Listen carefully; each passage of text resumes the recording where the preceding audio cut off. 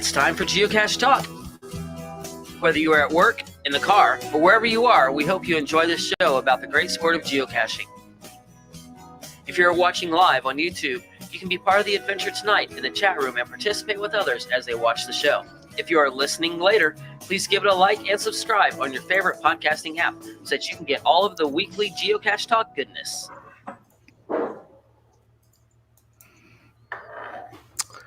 Big thanks to the Travel Bugs for the music and our featured patrons, FS Sabero, Geo Rick, Cache Addict Mel, Geocaching Janji, Sir Drumalot, Janice, Tricasius, Tom Frey and Heltonen, Rugels, EGK PBR, and our new patrons, Seabeck Tribe, Shark C, Curious KDB, Gene Hunter, The Caching Jeeper, Fam Gustafson. One day I'll get that right, Jesse. Gustafson. Okay. It's funnier when you don't get it right. Not to them. Well, I mean, to the rest of us, yeah. Right. BMARS 7391, Speed City, Curiosity Girl. It's Curiosity Girl. Starting off today, wonderful. And Glowworm 77. If you'd like to become a patron, head on over to Patreon, patreon.com/geocache talk for more details. Patrons get the new blackout coin. Not really new, but it's iconic. It's the newest one. Oh, look, Jeff's got one. How about that? There you go. Jeff's got both. He's got the green one too. Dude, the green one. That's rare. That's like worth $1,000 on eBay. Ooh. No, maybe not. Say bye. But there aren't many of them, that's for sure. We didn't ever reprint them. We just printed the one set of them. So, bonus content, invites to special events only for patrons. Support levels start at as little as Bison Tube level, which is $3 a month. So let me start by welcoming my co-host Jesse. Good evening. How's it going? Good. It's gonna be a good night. That's right. We're going to jump right into show 167 as we welcome back to the show Jeff Arbaugh and welcoming to the show Chris Nelson. Welcome you two to Geocache Talk Show. Thank you. Thanks for having me. Good to be here. Yeah, we talked about having the show and talking with Jeff and he was like, we need to have Chris on. We gotta have Chris on when we do this. I'm like, all right, I'm with you. I'm on board. And then it's been a little while in the planning.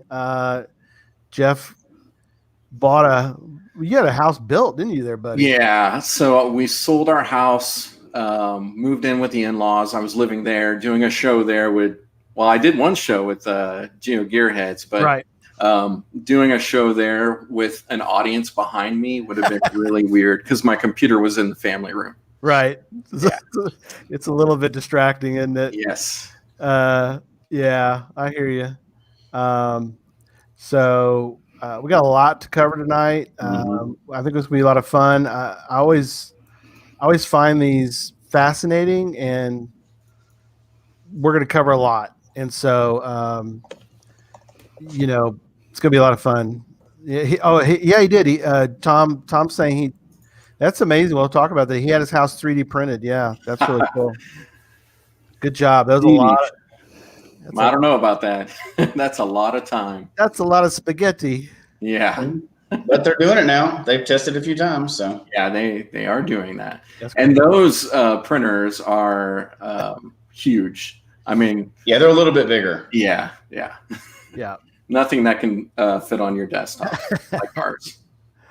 All right, we're really have a lot of news, but we're going to cover a couple items, and we'll talk about, like I said, we got a lot to cover tonight, but we did want to mention about GIF or GIF, depending on how you want to pronounce it, or as Got to be GIF, right? I think so. Caching in the Northwest had a lot of fun with it and called it good GIF, which I always laugh about that. I think GIF is peanut butter. So let's go. Yeah. So that's we have a note in the show notes in case you're wondering for the information. Will be in there in the. It's also I'm pulling it from the official geocaching blog. So yeah. There's a lot of local events out there. There's a couple in my area. I don't know if y'all have already attended for some in your area, but they're in a couple weeks coming up, and it's they're worth going to. It's pretty neat to watch those videos with other people there too. And you can always go back and watch. They're on YouTube, and you can search them on the Googles, and you can see last year's or whatever. They're pretty good. It's an interesting niche of what they end up picking combination, but it's always a fun time, right? It's just something different for an event. So those are pretty good events coming up. Yeah, we had that experience, Jesse, where they showed the GIF finalists when we were in Tyler. Mm-hmm. They showed that before they showed Treasure, so it's kind of cool. You can kind of mix and match things a little bit if you want to do something like that. It makes it a lot more fun when you're watching a group, right? Like it's like Yeah. watching comedy on TV or watching it at a comedy club. There's a huge Absolutely. difference. So same thing with the GIF or GIF or whatever those videos. It's the same thing. It's a lot more fun when you're watching it with a bunch of other nerds in the room with you, all laughing at the same nerdy jokes, right? Yep. Jinx05 mentioned that she's planning on going to one in the Southeast Denver metro area. So cool. Very cool. Okay. And you don't. I know you're heard about it, but don't skip I it. am. It's the Ninja Turtle trackables. They announced who got those, and I don't know who all got them, but I got one, so I'm pretty happy about it. I can't for the life of me win anything. I know. I've gotten really lucky. I've gotten several of them, not all of them for sure, but I've gotten several of them. But I have some friends that are really quick on the draw with those, and they'll, hey, just the email just came out, and I'll switch over there and do it really quick as soon as I get it. I did it within minutes, and I don't think it matters. They just don't want mine. It used to be that it was first come, first serve, right? And then now it's random drawing. Yeah, they probably did now, but whatever. But you know what? I actually send mine out too, though. So I know a lot of people get them and they never send them out. I don't know if they get behind the scenes for that, but I send all the ones I get out. Mm-hmm. I eventually sent all mine out. I usually hang on to it too long, but I sent out. You're saying you're sending them out within like 14 days or something. Yeah, I know. You're supposed to. Yeah, so maybe that's why you don't get them anymore. Maybe not. I still think there's something to do with the fact that although you have some similars, don't you? That you have a space in your geocaching name. Yeah. But mine's got the ampersand, which isn't legal anymore. That is a weird theory. That's a little bit far-fetched there. Is that a big conspiracy theory there? You left your tinfoil hat at home, so you may want to go grab that one again real quick. Yeah, probably doesn't work. Oh, well. I'm glad for you, buddy. Hey, I'm happy about it. I'm going to send it straight out. So, yeah, good for you. So anyway, the Mutant Ninja Turtle, they kind of pop in, and it's interesting. Once in a while, though, we'll get some, like we've got, it's in front of me somewhere.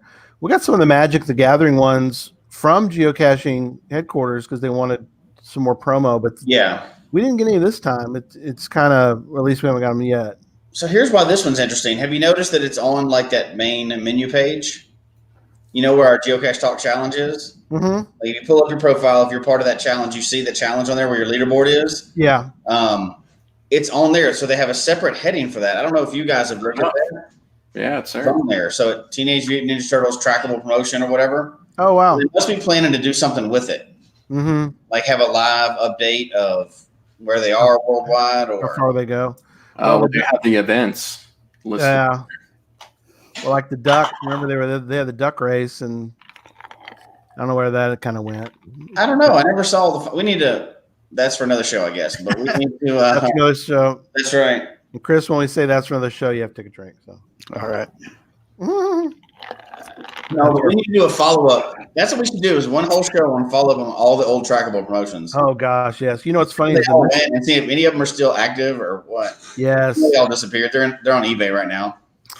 I was supposed to. Here's the other thing. I was supposed to get the Michelin one. They go, good news, you won it, and then I never got it. So I mean, my track record with trackables is not good with getting permission. I sent that one out, and it actually came back to me in Texas. Remember? That? Wow. We'll have to do a show on that. Oh yeah. Okay. I like that. I like that idea. But we got a lot of technical stuff to get into tonight. So we do. So and then I want to make one last note. I won't go into too much because, like you said, Chris has got a lot of cool. Well, Chris and Jeff both have a lot of cool stuff to show. So we're gonna really get in full bore on that. But I went back and looked. Went down the rabbit hole with Jeff, and we found the first show that Jeff and I did together was 4 years ago People are like, "What? 4 years ago? That's a Geocache long Talk time. is 3 years old." So we did a show together back on Cache and Release is when I was on there, and show number 20. I don't know if you can find it on YouTube or not. You found it, didn't you, Jeff? You said Yeah. we did. I found it, I think, on the Cache and Release website. Is it still there? I don't think so. Hmm. Maybe it is. I don't know. But Like on SoundCloud or something like that. yeah, you can hear it. Yeah, you can listen to the show. But that would be kind of interesting to go back through. Or you did, I guess. But that was 4 years ago. We talked about 3D printing. Yeah. So actually, the episode was going to be about 3D printing, but I think something had happened with you on the show prior. Oh, and so okay. it was just Michael. Yeah. And then so we did our bucket list, our geocaching bucket okay. list. Gotcha. And then the next half of the show we talked about 3D printing. Oh, okay. So it's half. That was fun. Yeah, it was a half show. It's kind of interesting. And we're going to get into tonight. I want to talk a little bit about what 3D printing looks like today versus back then and some of that. So, but yeah, so Jeff's been on, Joshua, geocaching vlogger, always like, I'm on all, I've been on more than anybody else. Like, well, Jeff's pretty close now. We figured out you're on number 20. Number 58, Jeff and I did a show about FTF talk because if you guys don't know, where am I going? That guy, this guy down here in the corner. This guy? Yeah, that guy. Yeah, that's an FTF hound. How many months have you gone now finding an FTF? I'm around 86 months. Ha, gotcha. 105. Oh, really? Wow. Chris is an FTF hound. 105. Nice. That guy. That's awesome. FTF hounds. That's for another show as well. But that was a fun little show, FTF talk. And then we did a show. Jeff and I did a show, 2 shows on Geocache Talk, show 24 and show 26. Show 24, Jeff and I, this is before I had any co-hosts. Yeah. Jeff and I did a show called, which I think was kind of interesting. Even now, I think it was kind of interesting, is What Now? Which was kind of you get to the spot and you can't find it. What do you do? Which is kind of, we've all been there. Yeah. You throw a container down, right? Oh, no, that's not what We talked about that. Yeah, we did. That's what you're not supposed to do. That's What right. not to do. But Or that's 2. fun. Just to be safe, you throw 2 down. Yeah. It was a little more one-on-one, but back then we really didn't have any kind of format, I guess you could say. And then show 26, which was the podcast of hope, the very first podcast of hope. We are to wrap up this little section. We are coming up on our 4th annual podcast of hope. We are going to do an announcement soon.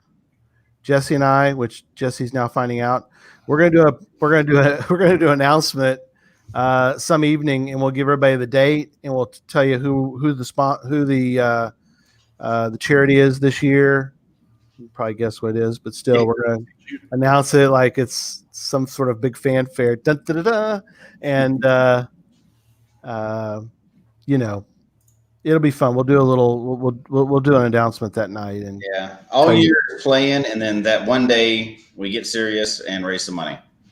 yeah. We go back to playing again for another 365 days. Yeah, and we're already kind of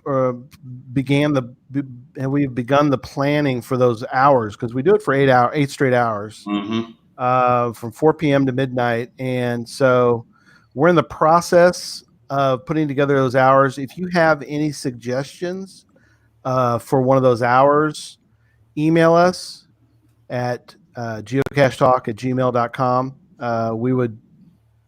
We'll take your suggestions under advisement. We're looking for a fun. It doesn't have to be geocaching related, because we once in a while we'll do an hour which isn't geocaching related. Kind of has to be holiday related. If it's not, it's either geocaching related or holiday related. So one of the two.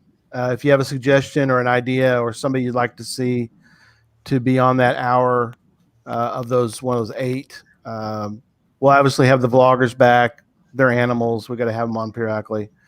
It's like monkeys in a zoo. You can't miss seeing the monkeys in the zoo. So I have a question about it. Yeah, go ahead. So it was 8 hours previously because you were limited by Hangouts. Is StreamYard limited to 8 hours, or can you do a 12-hour one? Yeah, or a 24-hour one? I think the problem is still YouTube. So we could technically do a longer one if we didn't use YouTube as our landing point. Although I'm not sure what would happen, because we can now with StreamYard we can do what's called, there's a product out there you can get called Restream, and Restream will actually take the StreamYard that we're on now and put it out in like 4 or 5 different places. LinkedIn, we could do a few other things. Yeah, we could be live on LinkedIn right now. I don't know why we would ever do that, but I'm sure some people would. Facebook, Periscope, and YouTube. So I don't know. It's a good idea, Jeff. Well, we need to get up to a 24-hour, right? Right, Jesse? You want to do it? That doesn't even sound like a good plan. 8 hours is tough already. Ryan's like, ooh, 24 hours. When those 8 hours are done, I don't know what to do with myself. I'm just sitting around going, I'm beat. I'm so beat after all that. Wiped out. But I believe it. Always for a good cause, where we keep ramping up how much we raise, and it's been so much fun. We had people give stuff. I mean, last year we had even like Cash Advance gave things. We usually have a lot of things that we are able to give away, as well as raise a lot of money. So anyway, good times. Yeah, sleep is exactly right. All right, enough of that. Let's get into 3D printing before Scott yells at me. I'm at 8:18, Scott. I'm sorry. That's right. We got to get going. They got to get going. So, all right. So let's start with a couple things about 3D printing. And if you're interested, I do have a link or 2 links that I put together. I want to show those first. They're in the show notes. But if you want to look for some designs, like I bought a 3D printer and I don't know what to do with it, or I have access to a 3D printer in various ways, and you're looking for designs, both Chris and Jeff have sites on Thingiverse. Why don't you guys explain what somebody would do if they go to Thingiverse /designs and they can download the information? Is that how that works on that? Right. So Thingiverse is a collection of 3D objects. You can just hop on Thingiverse, do a search for if you're interested in geocache containers. Most of them are tagged geocache, geocaching, geocache container, something like that. Right. And you'll get a ton of results. But if you want to check out ours, check out the link Gary provided. Very cool. And I'm slowly adding more and more. I've made lots of different types of containers over the years. Some I've released, or some I've given away. Some haven't seen the light of day yet at all. And I have not yet added them to Thingiverse, but I'm working on it. Mm-hmm. Okay. And then Chris, tell us, and I guess both you really kind of give a little bit of your chops as far as your experience with 3D printing. So Chris, kind of tell people how you got started, and we're talking a little bit before the show about where we're at, and you feel pretty good about the one we're going to show tonight with the one behind you. I've had a 3D printer of one sort or another since 2015. The one that's right back here is the latest one, and it's by far been the best one that I've ever used. I had one before this that was a similar design, kind of a knockoff. A lot of what you find in 3D printers is open source, and so you'll find many printers that look similar to this. Mm-hmm. This is a Prusa Mark III. There are there are hundreds of different knockoffs, all the way down to $150. You could probably find something. The difference is going to be quality and safety. A lot of the kits that you can get from China, they'll look similar to this, but they won't have the safety features, and you can burn your house down. Right. So it's because the bed of this gets over 250 degrees. The nozzle gets 500, 600 degrees to melt the plastic. Ooh. So it's and the heated bed part, that there are a lot of designs because everything's moving here. Right. And Right. Yeah. and it moves hundreds of miles in 7 hours of printing. So if things aren't designed to stand up to that, wires break and short, and the next thing you know, you've got a fire.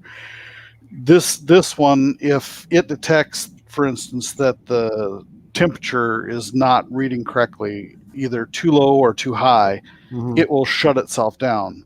A lot of the cheaper printers that you'll get, all of that safety that's built in will be disabled. Right. And so you'll get a printer that definitely could be a fire hazard. Gotcha. Chris, did you decide safety was important after you learned a lesson, or you just decided that was a good idea? Well, for me, it was really, I wanted a good quality printer. And so because I wanted a quality printer, the safety is just a bonus, basically. Sure. So you don't have any good setting stuff on fire stories, then, is what you're telling me? No. Okay. No. There are a couple brands, rather than say any names. There, if you Google the printer, people will say, you'll see plenty of posts or videos, that type of stuff, and you'll see they're using knockoff connectors and things like that, and that's the concern. A lot of it is stuff that you can rectify, but you end up putting in about as much work as rebuilding the printer, and so it was better for me just to start off with what was going to work. Right. So what is if somebody's going to get a decently safe one to start at home, is there a range of price, you think? I would say 200 is kind of low. The lower you go, the more concerns you would have. I would say $400 to $1,500 would get you a fairly safe printer. Again, the lower you go, the more concerns I would have. This one is $800. Shipped from Czechoslovakia. Oh, wow. And it comes in a kit. Jeff just spent how many hours? I'm probably at about 12 to 14. Somewhere around there. I'm picking mine up. Yep. Oh, yeah, there you go. Yeah, so I'm still putting this guy together. So you see all the yeah. Oh, yeah. We're still unplugged. So yeah, this is my new printer, just like his. If you look and see the cord that he's got hanging down there, you'll see that it's all spiral wrapped. Lift it up again, Jeff. There you go. All spiral wrapped, and there's all sorts of wires in there, including sensor wires, as well as the wires that go to the 600-degree heater and all of that stuff, all in that little bundle that he's got right there. Very cool. It's in a nice cloth sleeve to make certain that none of those wires gets kinked and broken, and not going to have a fire at the new house. So there's learning to do before you even get started. You've got to be able to figure out how to put this thing together. Well, you can buy it already built. Oh, okay. You can buy it as a kit, or you can buy it built. I think Chris would agree. It's better for you to buy it as a kit, not only because you're going to save money, but you really get to learn about the printer while you're putting it together. Yes. Very cool. That, and I think it's $350 more. So you're paying somebody well over $20 an hour to put it together. And then when you get it, because it's been shipped all the way from Czechoslovakia, you're going to have to make sure that you tighten everything up anyway. So Better off to just put it together yourself. Right. We have a few people in the chat room that are 3D printers. Is that way to put it? Nice. 3D printer people, and Yeah. I got I'm apologize, Quasman. Since even my Oh yeah. CR10, it's good quality printer still has wires burn up on it, so I guess that's what happens sometimes. Yeah, that particular one that he's mentioning, that's a real decent printer. It's just one of those things where if you look online, you'll find on Thingiverse, in fact, where people have come up with all sorts of strain relief and other things that you can print for it that will make it a safer printer. Oh, okay, cool. Then he also mentions Ender 3, awesome starter printer for people, I guess. Yeah, that's about $300. Okay. Oh, I think actually the Ender, you can get that under $200 now. Yeah, I think it's on sale right now. Cool. Yeah. Cool. And then Curious KDB, yes, we'll put in the show notes the fact is that kind of most of it I think is in there, but yeah, we'll make sure that information is in there and where you could get that. So, all right. So, people, and then the other thing that people tend to ask a lot of questions about, and you guys already put it in the notes, which is about filaments, and that's what obviously Robert Bradbury, he's already jumping into about the PLA and all these cool things. But let's talk about the different filaments, and have filament types changed? I know there's now several filament types, ASA. I'm gonna let you guys take over from my ignorance, but I'll start out, and then I'm going to let Chris. and then I'm going to let Chris get into it because I know he has more experience. Because I have been limited to a PLA filament with my older printer. Okay. And he has not been limited Right. by that. So nowadays there are companies like Matter Hacker. I forgot their name. It's Matter Hackers. You got it Matter right. Hackers. There's a pesto something pasta. Protopasta. Protopasta. Protopasta. That's Color good. Fab. Yeah, like the spaghetti, the filament, Well, 'cause like when it's coming out of the printer. Right, because we were joking before about it. If you don't get it just right, you basically print spaghetti. So yes, yeah, and that's how they got their name. So these groups, and there's others too, are developing composite filaments. So they might they experiment it with so much so that they get copper, brass, iron, wood, iron, which means it could be magnetic. So a plastic that's magnetic is pretty cool. Oh, that would be great. Yeah. So it's really come a long way. When 3D printing became a hobbyist type of thing. Yeah.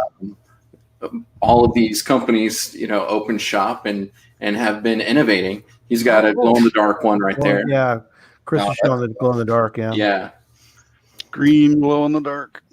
Very cool. I mean, that is easily made into an alien for sure. Yeah. So most of those are composites of PLA and then some other material. PLA has a higher melting point or a lower melting point than ABS or ASA, which is something that Chris brought up, which is a stronger material. And Chris, have you had experience with ASA yet? No, I was just actually doing a little bit of reading about it. Yeah. One of the benefits to ASA is it's a more dense material. So instead of buying it in a kilogram, you buy it actually in 800 grams, and it prints the same amount, the same length essentially as a 1 kilogram spool. As far, yep, there you go. As far this ASA is related to ABS, which ABS is a familiar plastic.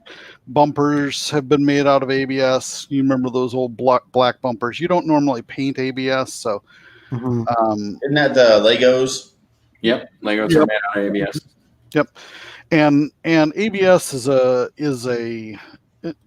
it was originally designed for injection molding, so it does have some problems with warping. ASA similar, but less of a problem. This right here, the little squirrel. Yeah, we were talking about this before the show. He's actually printed out of ABS. Oh, okay, very cool. Yeah. While we're on the squirrel, no, leave it up, Chris, for a minute. Sure. Since let's talk about it for a minute, because and we're gonna get into we're gonna show some of the software too. But yeah, so when you print, I think some people don't realize that it's not a big deal, but you do print some structure that's there just for the printing, right? It does depend on the model. Okay. Generally, if you're not in a situation where it's over a 70-degree overhang, you can probably get by without having to do it. Mm-hmm. But right here and right here, these were overhangs that were actually would have been printing midair. So the tail especially would have been printing midair, and that's where one of those places that if you don't put support in there, the software doesn't put support in there, you will absolutely have spaghetti, because there'll be nothing at the start, and as you go up, there'll be no place for that to rest on. And so the way this works is it starts down here, and it's depending on what you choose in the software, anywhere from 500ths of a millimeter to 20.2 of a millimeter in height, and it basically goes and draws everything at that level, then moves up and draws the next level, and so on. So, and I don't know if you'll be able to see it here. He's got lines on him. Yeah, we see that a little bit. I see that, and so that's how he gets drawn, is all the way up. It's tiny little layers, basically. Right. And Chris is going to get into a little bit later. We'll get into some of the software possibilities. One of them that he loves, we'll get to in a minute. But keep going, Jeff, on filament talk. Before you go past that, you're all asked, and this is how you can tell that 3D printing is coming to the mainstream.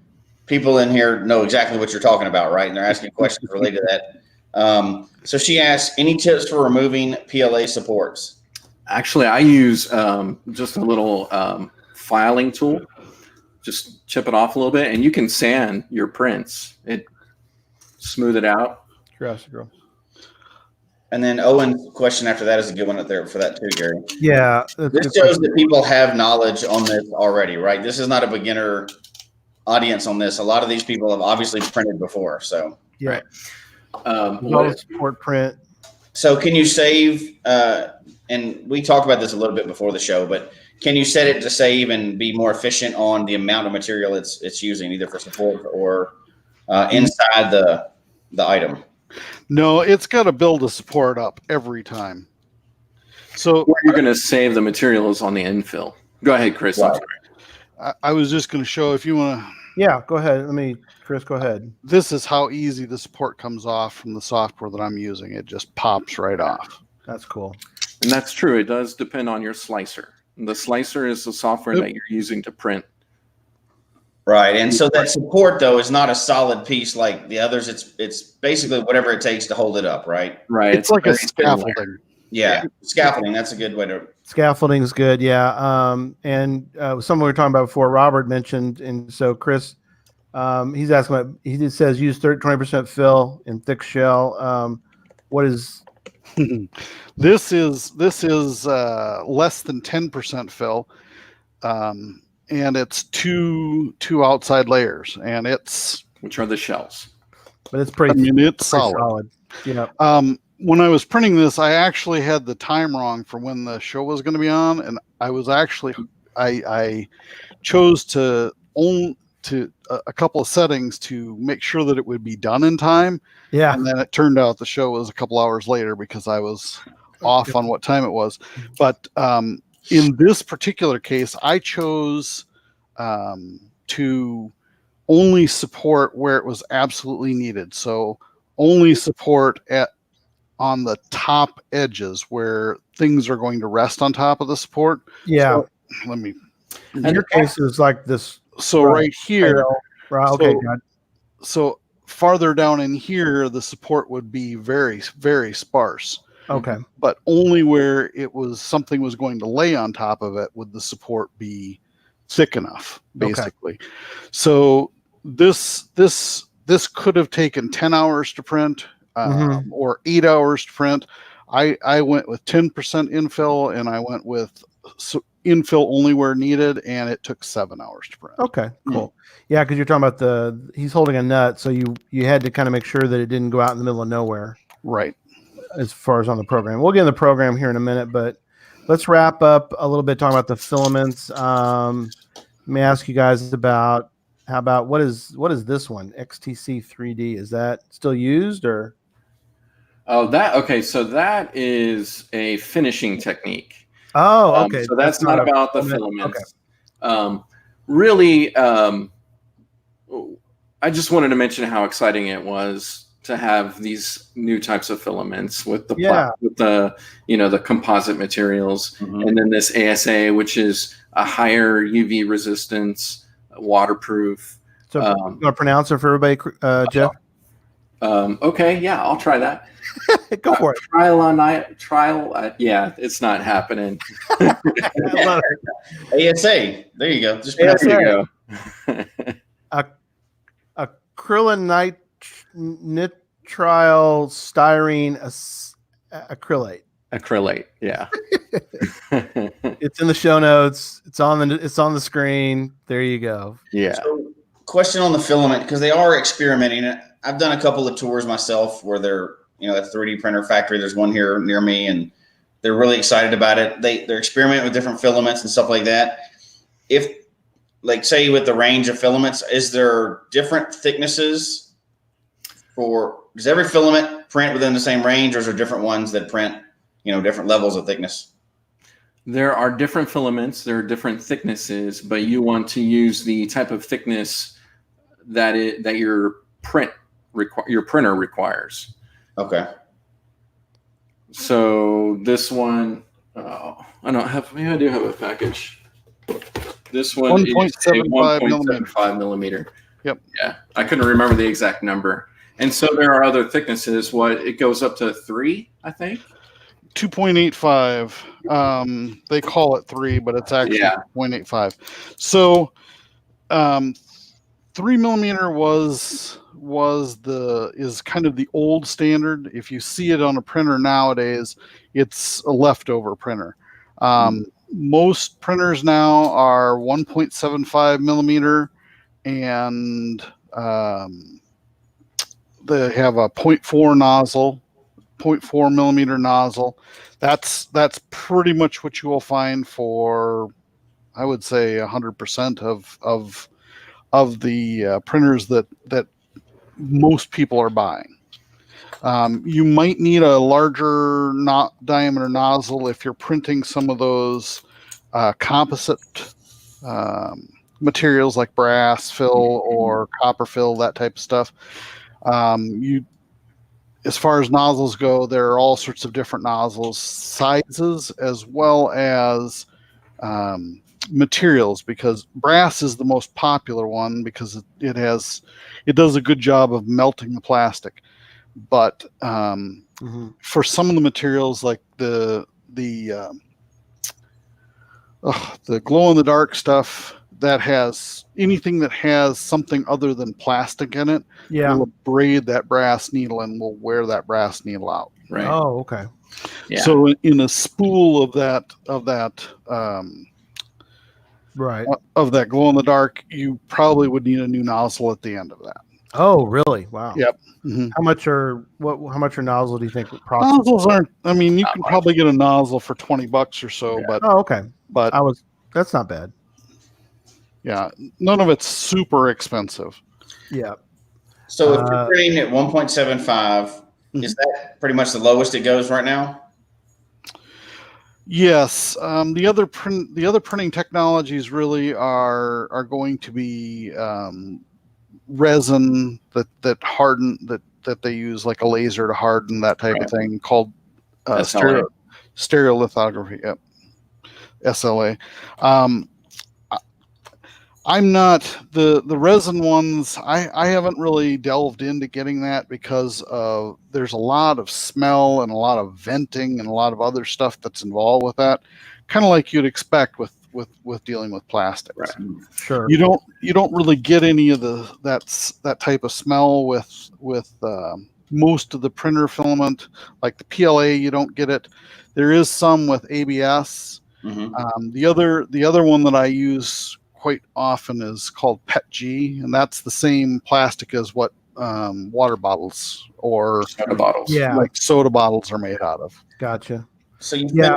you finish this design, and then, and I know we've got it in the notes, but that kind of leads us to: does it come out perfect, or is there something more you normally do to it, to the finishing techniques? Right. So it's like he was showing earlier. It's layered, and you can see each of those layers. And sometimes they might print out a little rougher than other times. And so you can do finishing techniques like sanding. You can apply stuff like this, XTC 3D. So this is used to not only smooth it out, so that like if you were to rub your hand on a 3D print without any of this finishing stuff on it, you'll feel those layers. Right. So if you put something like this on there, it's gonna smooth it out and make it nice and smooth. It's gonna also help, protect it from the elements, water, that sort of thing. Yeah. And then you can also paint it. You can paint a 3D print without any of this finishing stuff on it. But it adds that extra protection to it. How does paint hold up on one of those? Does it hold up pretty well? It does hold up pretty well. So here's one that Jeff did. Well, and Gary's showing the R2D2 thing that he's.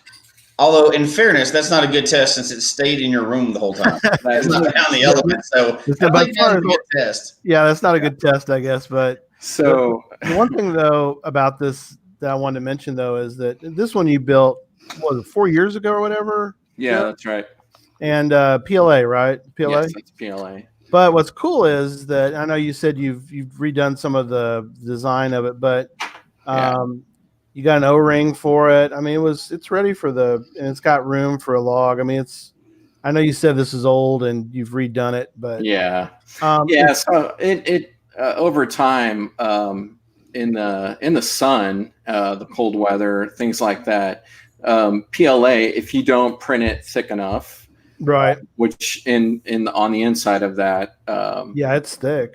It's thick. It feels thick, but where the container sits, where it's meeting the other portion of, like his outer body, it was too weak. So over time, it just snapped right off when somebody would try to, loosen it or tighten it. So I've redesigned the interior of that. It's a lot stronger now. I've got one here that's been out for soon after I gave you that one. Yeah. I'd say maybe a year later, I put one out, and it's held up. The paint is holding up. But what I do after I paint is I spray some of this stuff on it, Krylon, UV resistant coating, and that has it comes in different like shiny, matte. So whatever works for the container, the situation it's going to be in, and so once you spray it after painting with something like this, it's going to be really protected and it's going to hold up. I mean, I've got 25, 30 caches. Not all of them have I painted, but that have been out there for years, 3-4 years. I mean, I've been doing this since 2014 and they've held up really well. Yeah, that's the thing I was kind of wondering is that from you're saying all the ones that you did, even the older ones that you may not have been nearly as happy, you may be like, I should have redone it. Yeah. But they've all held up pretty well. I mean, they have. Between you and Chris, have you found that there have been any, obviously other than people stealing them or just, has weather taught you guys to do something different? I mean, does heat, Well, let me talk about this little guy. So this is the actual first 3D container that I ever printed. Right. And I just grabbed it off. Oh, Jeff locked up a little bit. Oh, we locked him up. That's okay. So I guess I would say Yeah, how's yours held up, Chris? PLA. I don't paint the PLA. I don't protect it like he does, and Mhm. PLA is depending on how much sun and especially how much rain and such that it gets. You're probably looking at 3 to 6 months. If you protect it, it'll be longer. But the problem is water. PLA is a corn-based plastic, and water is not good for it at all. So if you can't seal that from the outside, like he was talking about with your with the design for yours, when water gets into the inside, it will just start to break it down. Oh, right. Okay. What about some of the other plastics? So if you're wanting one that's going to last for a while, what would you pick? ABS is very good. If it's out in the sun, direct sun, it will fade a little bit, but it doesn't get brittle. It doesn't warp. We've all seen a black bumper on a car that's kind of started to turn white. Yeah. That's what you'll have, but the material itself, the integrity of it isn't hurt at all.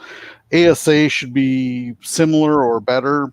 PETG, that's what's used in like when you buy bottled water. So I mean, you know how thin that is, and you know how strong that is, and you know how those bottles hold up. You can throw them 50 feet in the air, and when they come down, they stay in one piece. Yeah. So I don't think you'd have any problems at all with PETG. So what about, like Gary said, warping? Like, those puzzle box or the Cryptexes or whatever that have it's a little bitty wedges and stuff like that. Yeah. Think it's going to warp after a time, or something like that? Yeah, go ahead, and Jeff, if you want to go back to your other guy. Yeah, take a minute, go back. We lost you for a minute. You kind of activity. So this was the first container I ever put out, and what I found, it's like a little bison tube, but you just pull it out, and right now it's very tough to pull out. Oh, it's old. I'm struggling with it. Well, I also painted it, and that wasn't a very good idea in this situation because does not have threading. You're just sliding it in. And so what I found, plastic does expand and contract in different temperatures.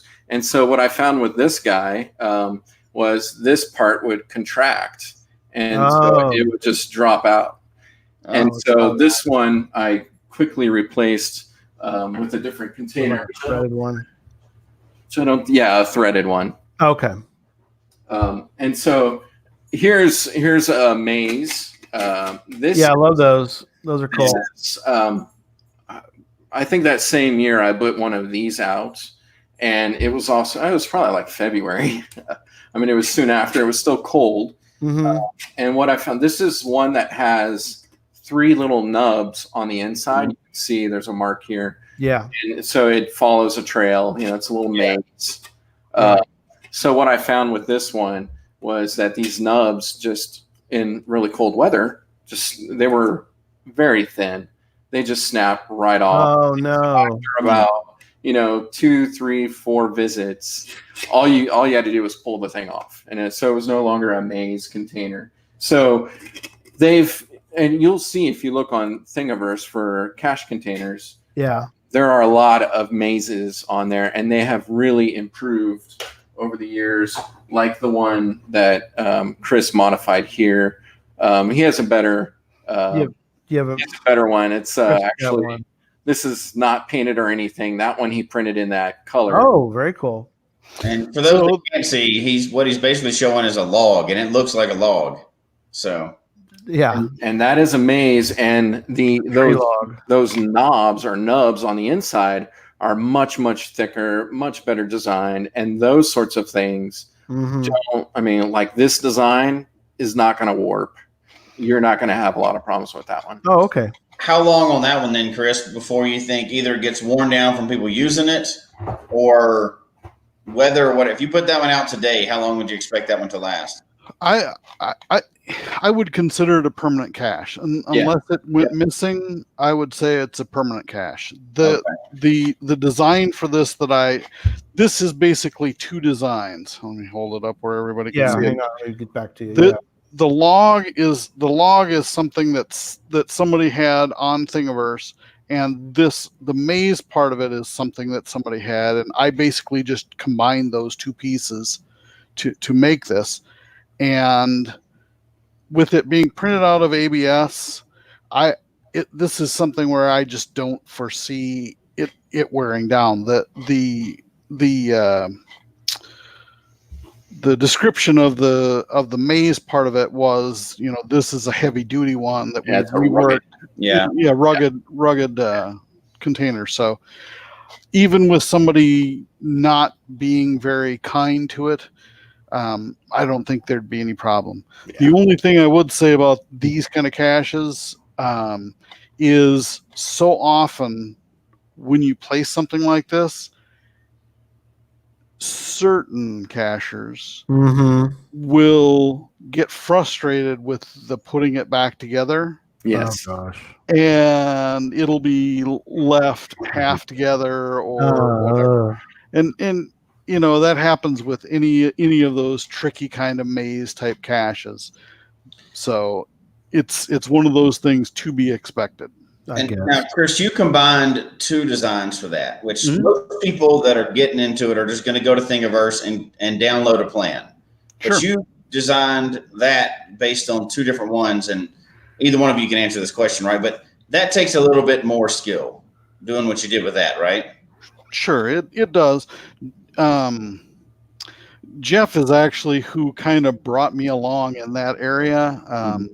We both use Tinkercad. I don't know if he uses anything else, but Tinkercad's a fairly simple site. You can import these and then, base your design basically on what you've, take these two things and edit them and stick them together, that type of thing. So it's very simple. So how long, if somebody's going to try to play with Tinkercad, just the standard cacher, how long is it going to take them before they are not totally confused and want to throw their screen through their laptop out in the street? There are tons. If you go out on YouTube, there are tons of tutorials. You can find out all of the things that you need to know on how to use it. There are people that are out there with 100 videos to teach you everything that you can do with it. So the people in the chat room like your log design for whoever's it was. I know y'all probably worked together on that, but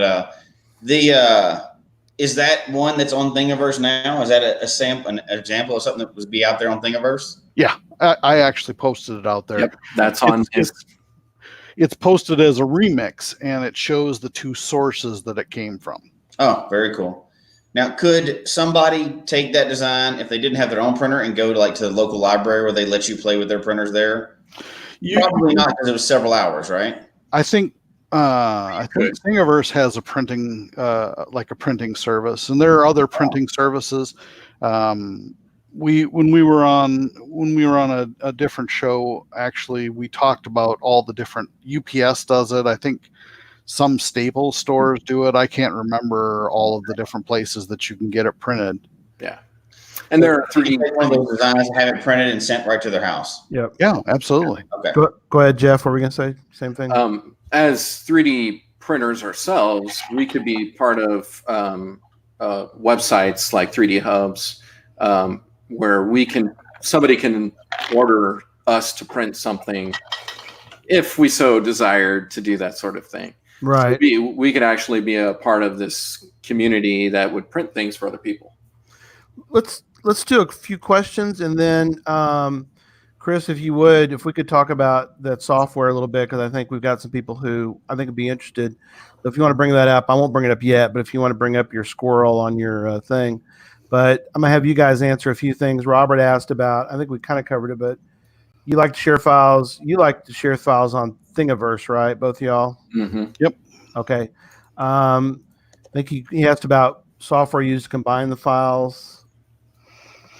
Tinkercad. It's actually Tinkercad for that one. Tinkercad.com. Okay. in the show notes, I'm pretty sure. Art Brain asked how you design your own container. I think if you're just starting out, correct me if I'm wrong, but if I was starting out, I would want to go to Thingiverse, look for a design that's, and there's that real, I wouldn't say I love it, but it's a real simple geocache. I mean, maybe the pine cone, we could show the pine cone. I know those are, would you guys think that's a pretty good standard first container? Yeah. So, is that the poop? Nice. Right. The poop container. With the DNA tube in the end. Yeah, there you go. That's a fun little first one to do. So, I don't know how much skills Chris has developed over time now, but I still use Tinkercad. My goal is to eventually use something like Blender or other CAD software so that, and really learn how to design from scratch. But right now, what he and I both do is go on Thingiverse. We have an idea like the pine cone. Yeah. And we find the object, and normally you can find pretty much anything on Thingiverse. And then what we normally do is meld two objects together to form the geocache container. So this is part of a container. It's called something like Geocache 2.1. Yeah, it was like I think first it was the hanging micro, something like that. Anyway, so we just take these and we meld them together in Tinkercad. It's pretty easy to do, and so that's really all we do right now. We're not designing things from scratch. Yeah. Robert mentioned the frog. Oh, that's a good one. Well, I mean, wait, what's you design that one from scratch? Yes, I did. Yeah, nice. So this one, those 2x2 metal poles like the stop signs and everything else is on. Ooh, nice. So this will exactly tighten up and fit on that. Oh, cool. That is cool. So it actually has a log roller. Yeah. Oh, wow. Inside of it. The log roller actually has, I don't know if you can see it or not, there's an X there. Oh, so this one is actually a letterbox. I love that. Micro. That's awesome. That is awesome. You could spray it with some like rusty spray paint looking stuff. Oh man, that's great. Is that design on Thingiverse? Yes. All right. I like it. That is awesome. Yep, those are great. I like those. It's got that. Yep. Oh, and it's magnetic. Yep. And what did you use for the magnetic to make it magnetic? You use different. So you see this little spot right here? Yeah.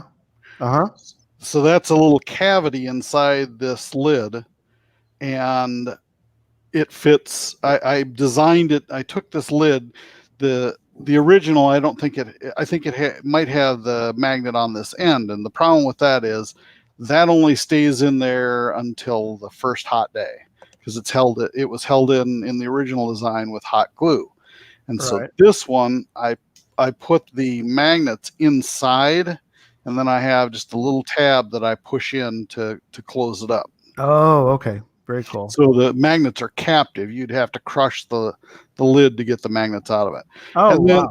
And then basically there's your normal. Plenty enough room for a log. Yeah, exactly. So Curiosity Girl's asking, I think all those are out on your Thingiverse link, right? Would you say that's? Yes. Yep. On mine, I link to because this design was somebody else's, but I link to the modified lid, or I have the modified lid design out there on mine, and then I have a link to this in so you can grab this. Okay. Part of it. Very cool. If we take a minute, I want to go into the weeds, but I don't want to go too far in the weeds. But if Chris, can you show that your software and kind of talk about that version of it that you, or not the version, but that particular software and why we were talking about it before the show, and you were like, this is good stuff. So, all right, so we're gonna.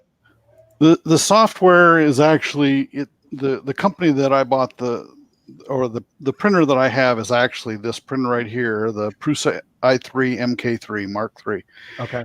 And this software, the company that builds the printers wanted to get the best results for people that they could with their printer. So they actually, Slicer was a 3D printing software, and they essentially forked their design of this software off to make it work with their printer specifically to give good results, basically. So this is the picture of the squirrel, and if you see the dark purple here, up here, right here, and especially on the tail, that tells you right there that those are areas that if you were to print it without support, they would be spaghetti hanging out in the air. In midair, and it doesn't like midair. What happens when you get to the point where it's a little island off by itself? Yeah, is it's just hanging that out in the air, and when it does that, nothing at that point will print right from there on. Right, it's going to spill it onto the bed, and that's it. So all you have to do is choose right over here for supports. Oh, okay, very cool. Slice that up. Kind of an idea. I'll point out a few things real quick on this. So it puts in the little scaffolding here for it. Oh, there you go. But in a second here, it's going to tell me how much time it's going to take, how many layers it will be, how much it costs to print something like that. So here's this cost. It's pretty close. This takes into account the plastic and the electricity. Right. Oh, very cool. Oh, that's neat. Oh, wow. Electricity as well. Yeah. Yep. That gives you. And here's your normal mode. It'll take 5 hours to print this piece. Right. Now, obviously, this one for the Prusa, Jeff's talking about. He uses a thing called Simplify 3D. Is it, Jeff? Does it give you some of the same uses, or give you some of the same functionality, or it does, yeah. So there are slicers that are specific to the printer that you purchase. There are also free slicers. There's paid for slicers like Simplify 3D. They have Cura's another one. Yeah, that's a good one. Cura. Okay. So isn't he from your area, Jesse? And I think he's in down in Denver, I think. Yeah. Either Denver or the Springs. So some slicers will give you more ability, like with supports. Some slicers, you can toggle supports on or off, and it will determine where to put the supports. Like scaffolding. Right, exactly. Other software like Simplify 3D, and I believe also the Prusa, will allow you to pick where you want to put those supports. Yep. Originally, the what is it that you use again? I'm trying to remember, Jeff. I mean, I've been using MakerBot's software, but I was going to use Simplify 3D so that I could use both of them at the same time.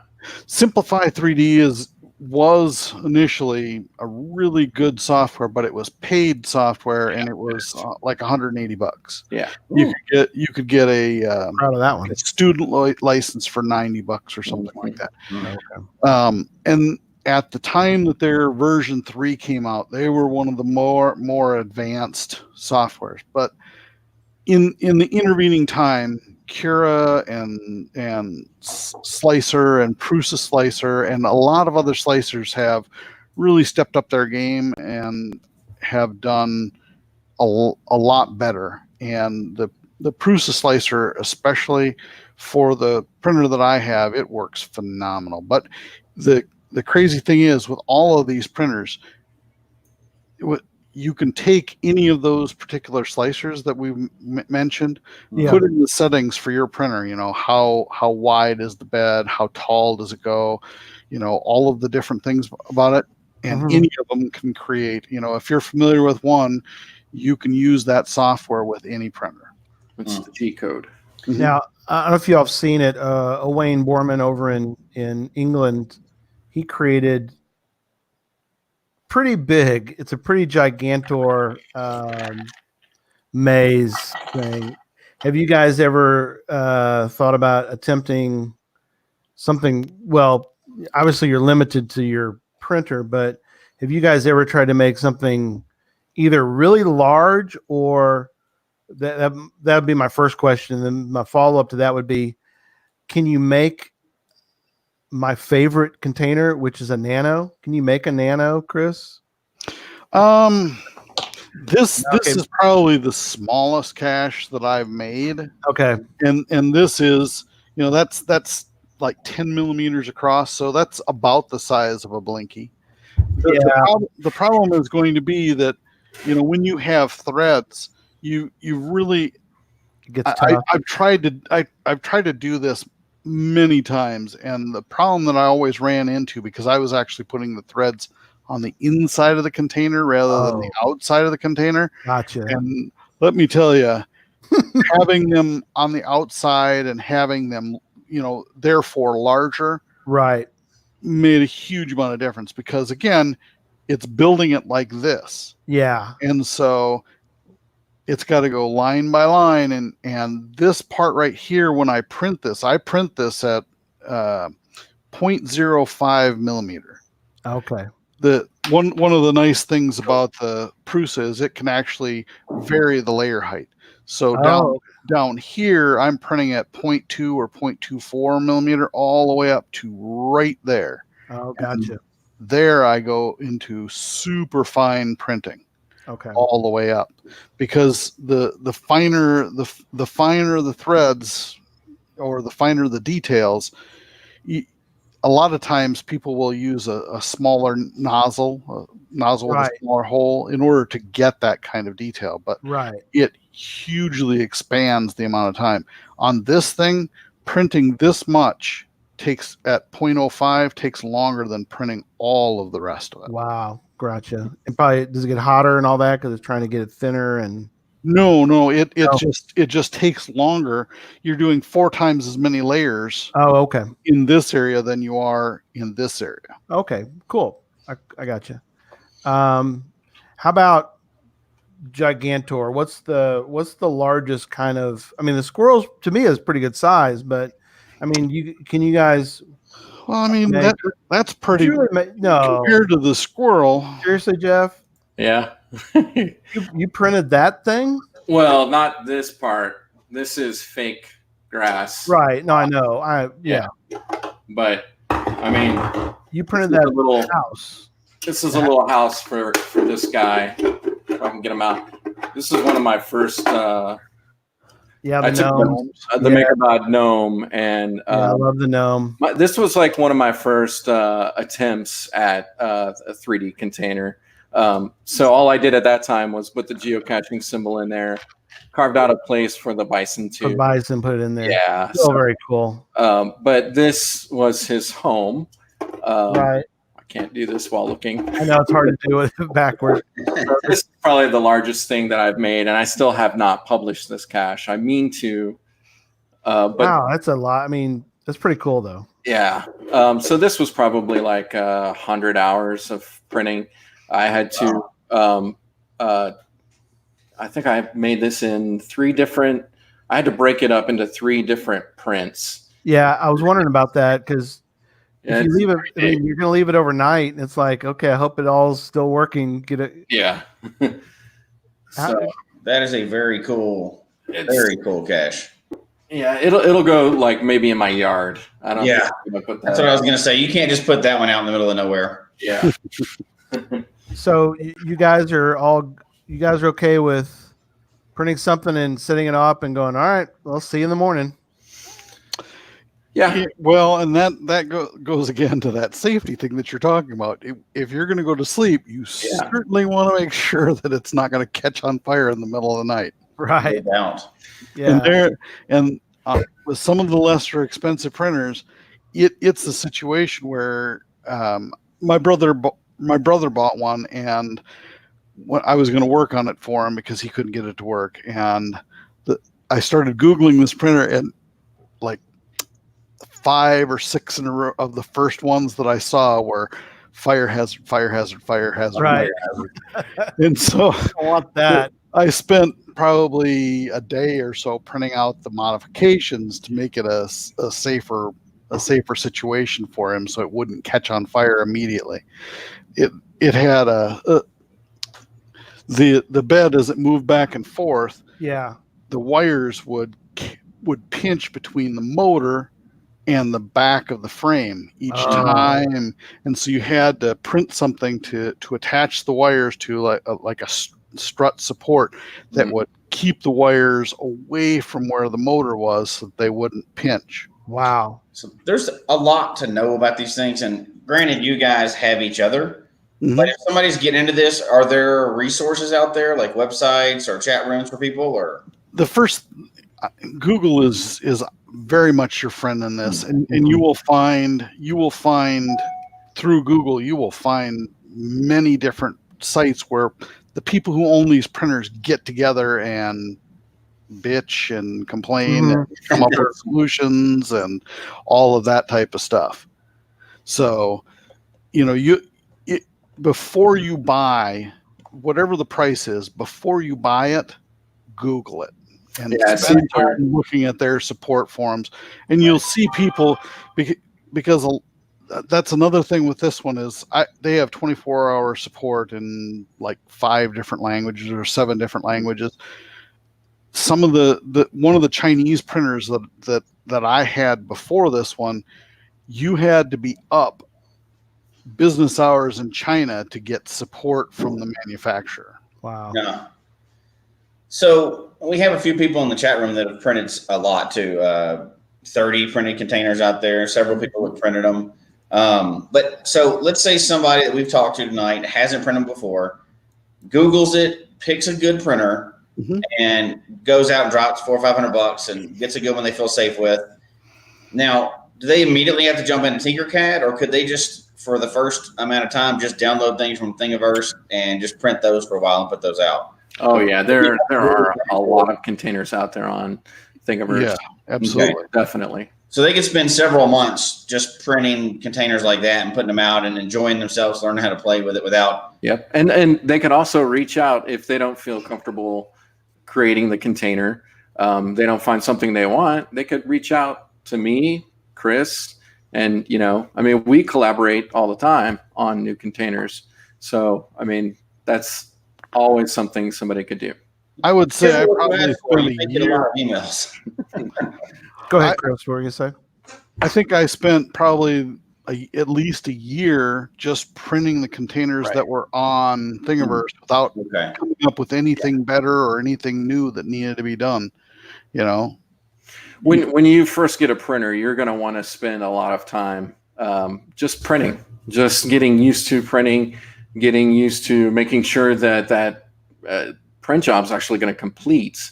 In the beginning, there's a little bit of learning curve. You really got to spend a lot of time with it just to get the printing down before you can even move on to creating your own containers from scratch or what I do.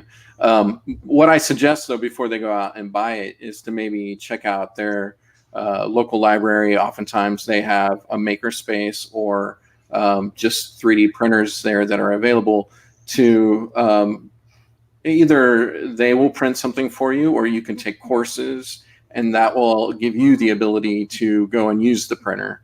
It varies at different libraries, but the library is really a good resource. Like at mine, we have all sorts of devices, CNC machine, wood cutters, all sorts of stuff. Sarah's mentioning about community centers. I guess you could Google public makerspace Right. in your own local area and see if you can find. So, and I know we're running long and we have 1,000 questions we could still ask you. That there's many in the chat room stuff too. But I wanted Keep to ask going. you, when you put your 3D printed caches out, like if somebody's in here now and they decide they're going to go do some of these things we talk about and they're going to put out their first one, do you put anything special on the cache page to let people know it's 3D printed? Or do you put in the title? I do.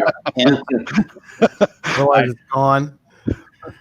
I normally mention that it's a 3D printed cache. Oh, do you? Okay, cool. Yeah. I have a trail of 3D printed caches, Cool. and those are the only ones that I've specifically said were 3D printed. It it's 3D print cache 1 through 3D printed cache 30. All right. But other than that, I enjoy. I mean, something like this. Trying to tell somebody, not No, you don't want to tell them that. Yeah, you give that one away. You wouldn't want to do that. That's not a good one. Exactly. Yeah. His are the type that are sneaky. Mine are just, Yeah, the gnome is not. Yeah. Mine's themed to something like, I got the Dalek here. That's a geocache. Oh, there you go. Like that. One. Show it again. Sorry. Yeah, Jeff, that's a cool one.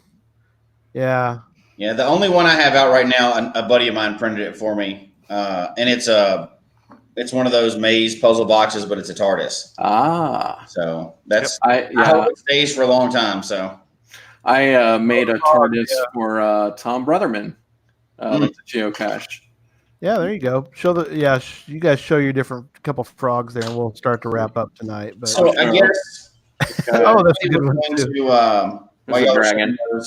Dragon, yeah, there's a dragon. Not Because some people mark them and some people don't. There's probably no way of knowing. Uh-oh, did we lose him? Briefly. All right, hang on. Show the. I'm sorry. I'll wait till he comes back. Sorry, we lost Jeff briefly. Chris, you're still here. Jeff's gone. There he is. Jeff's there. Okay. I'm here. You're there. You're kind of in and out, but that's okay. You were. So I'm in and that's why out. we're showing those. Because some people mark them and some people don't. There's probably no good way for people to go out and search bookmarks or anything else to see if there's already some containers out in their area to go find, right? Yeah, there's no attribute or anything like that for it. So Okay. That's cool to have them add an attribute for 3D printing just for fun. I don't know. So that's cool. Maybe we can get There's a little PC to add something secret in there. We'll see. Yeah, I love the bird idea there. Oh, the bird. That's cool. All right. Well, we do need to wrap up. Let's kind of go around the room and everybody kind of give your final thoughts tonight. I don't care who starts. Who starts? I'll mention one thing about an earlier question. Or statement, really. So I do find that from time to time, well, my containers are lasting. They're withstanding the effects of weather and stuff like that. What happens most often is that they might disappear. I mean, I've had people log caches and say stuff like, "Oh, I really wanted to keep that container," and then like weeks later, I'll check on the cache and it's not there anymore. Oh no! Yeah. No. So that does happen quite a bit. I've got a Pikachu cache that's missing right now, so I'm redesigning that container and putting a new one out. I've got a Geodude. Put a lanyard hole in it. What's that? Put a lanyard hole in it. Make it harder for them to carry it off. That's true. That's a good idea. Yeah. I've got a Geodude. Like right now, I've got this theme of creating geocache containers that are also Pokemon. Oh, cool. So I've got a Geodude out there that has now disappeared. Oh no. Yeah. So it actually happens kind of frequently for me. But you know what? I can print another one. It's just exactly print it, paint it, put it out, and it's good to go. So that's always a danger, right? That or trackables or anything else, they just might go missing. There have been geopirates forever, so that's not a surprise. Some of them, like the frog and some of the other things, I wonder if it's actually people, if it's geocachers or if it's somebody else that's actually taken off with them. Yeah. you little kids, that type of thing. I actually, for a final thought, wanted to throw out a salute to one of your sponsors, EKJ PBR. He's a geocacher in my area. Cool. He's got 2 or 3 power trails. He's got one that's 116 Warregos, another one that's 125 puzzle caches, both of them GeoArts. So he's an awesome and amazing cacher. And I saw him in the chat, and I thought it figures he would support a good show like this. Oh yeah, Eric's great. Yeah, he's a good guy. I've actually done that Warrego trail of his, and it's not just a Warrego trail, which is automatically awesome. It's also good hides. He put some time into doing good hides. They're not walk up and get them all. Oh, that's they are not. That's a great idea. All of his caches in general. He's got one that's, we were talking about the last time I saw him. It's a 9-stage cache, but one of the stages, for instance, you have to call a number and listen to the phone message in order to get the coordinates for the next stage of the cache. And it's just, he is super creative, and I really I'm very happy that we have him in our area. Yeah, that's great. I love it when somebody puts that much effort into things like that. Absolutely. So I would say final comments that I've been kind of following the 3D printing thing for a long time. I don't have a 3D printer. I have access to one at our library before. I've got a buddy that has one. We printed stuff. I'm fascinated with 3D printing, not just for geocaching, but like I was just reading articles. I think we talked about it. They're trying to do it for houses now. So in areas that really need more housing, 3D printing is amazing. We're just really scratching the surface. But for our game, it's awesome because people like you guys are getting into it, creating more designs. People are sharing. They're not like hoarding their designs. Every place I've been to, there's tons of don't charge you anything for these designs. Yeah. And if you want to get into it, and maybe you just want to get out there and print one, you go to your local library and print one, so you can say that you own a 3D cache. You can do that, and extremely low cost, easy to get into, and you should always add more variety into it, and that may be your most creative container and your favorite point getter or whatever else. But I think 3D printing has really become accessible for everybody in geocaching now. You could do it cheap with very little knowledge and really add something to the playing field out there. So I'm pretty excited to see where it's going to go from here. Very much so, yeah. I agree completely with that. Yeah. Thank you guys so much. Thank you. We really appreciate it. It's interesting. I find it fascinating, and you guys are great to come on and give us good tips. I think we kind of covered a little bit of a range, even from beginning all the way up to some of the expert things that I think some of the people that were in the chat room have experience, and I think they were still. I think they learned a lot tonight. So, do you want to mention a couple of shows coming up? Next week we're going to talk about. Pardon me. Talking about Cachely 5.2 will be in the next show, and that'll be fun. Always, there's actually a new version that just came out. I think it's 5.2.6. I'll need to update the show notes. I think I've done a little bit of that with Nick. And then in 2 weeks, it's on a Saturday night, Jesse and I will be in Rome, Georgia at this little event right here. That's right. Going caching. Looking forward to that. This is both our first time there, but we are fired up and ready for a fun time at that event. It won't be our first live show, but it'll be our first live show dressed as pirates. Yeah. So you got to come see that. So we're looking forward to, and it's on a Saturday. So, if there'll be a chat room. We'll use StreamYard just like we normally do, in case you want to be in the chat room. We'll be going fast and furious, a little quicker show because people want to be leaving and getting to that the soiree that night. So everybody wants to get ready for that. But we're going to have a show. We're going to interview some cool people, and have a neat little live show with a live audience.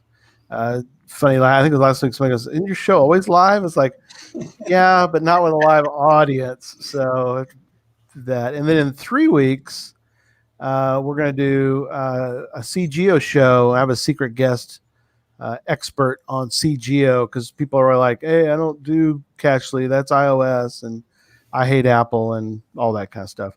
So we're gonna do an Android CGO show. So we're looking forward to that. So that'll be fun. So I think all but 65 of my caches have been logged on CGO out of 4,700 something. wow. Well, there you go. See, there's a CGO fan right there. We didn't even not even. You're going to learn something because we can't not learn something from that show. No, we'll learn. We'll learn from that. I think everybody else will learn too. And I guess a lot of people ask like what, because I think a lot of people still don't know. They're like, well, I just use the app that geocaching provides. It's like, yeah, we got some other ideas for you. And so my two favorite are Cachly and, well, GC Droid is decent. I'm finding though that as I talk to Android users, they love CGO, and so that's really why I wanted to do a show on CGO because I think that'll be fun. It has so many crazy advanced features. That is The so first cool. time I had a cache that I had to do a projection on, it's built in. Oh man, that's awesome. That's gonna be fun. Project Yeah. waypoint. Cool. Yeah, looking forward to that. So all right. Well, thank you everybody, and let me do our little outro here. Folks, we hope you've enjoyed the show tonight, as well as our new format. Please email us your comment at geocachetalk@gmail.com. Don't forget to follow us on Twitter, Instagram, and Facebook. The show can be found on Apple Podcasts, Stitcher, Radio Public, or Spotify, as well as at the Geocache Talk website. Don't forget to click that subscribe button below and ring that bell notification so that you can see and hear the show on a weekly basis. And tell your friends about the show. Get them involved with us in the chat room. And until next week, don't just talk about geocaching, go geocaching. There we go. Good night, everybody. Hi, everybody. You bet. That was great. I really enjoyed this. Good. Yeah, it's a fun.